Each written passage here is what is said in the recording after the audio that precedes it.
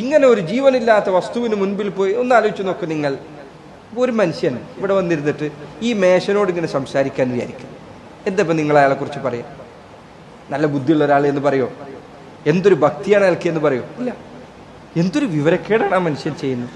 ഒരു ജീവനില്ലാത്ത വസ്തുവിനോടല്ലേ അയാൾ ഈ സംസാരിക്കുന്നത്? വെറുതെ ഒരാൾ എന്തെങ്കിലും സംസാരിച്ചാൽ നമ്മൾ അങ്ങനെ പറയാം.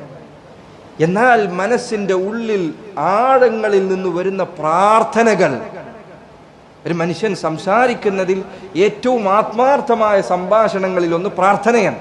അല്ലെ, ഹൃദയത്തിൽ തട്ടിയിട്ടാണ് സംസാരിക്കുന്നത്. ആ സംഭാഷണം അവൻ ജീവനില്ലാത്തൊരു വസ്തുവിന്റെ മുൻപിൽ നടത്തുന്നുണ്ട് എങ്കിൽ സഹോദര, എത്ര വലിയ അബദ്ധമാണ് ചെയ്തു കൂട്ടുന്നത്. ഒന്ന് ആലോചിച്ചു നോക്കൂ നിങ്ങൾ. ആരെങ്കിലും ഇതൊക്കെ ചെയ്യുന്ന ആൾക്കാരുണ്ടെങ്കിൽ ഒന്ന് ആലോചിച്ചു നോക്കൂ നിങ്ങൾ. ഇതേപോലെ തന്നെ ജാറത്തിന്റെയും അക്ബറയുടെയും കാര്യം, അതിന് ഉപകാരം ചെയ്യാൻ സാധിക്കുമോ, ഉപദ്രവം ചെയ്യാൻ സാധിക്കുമോ?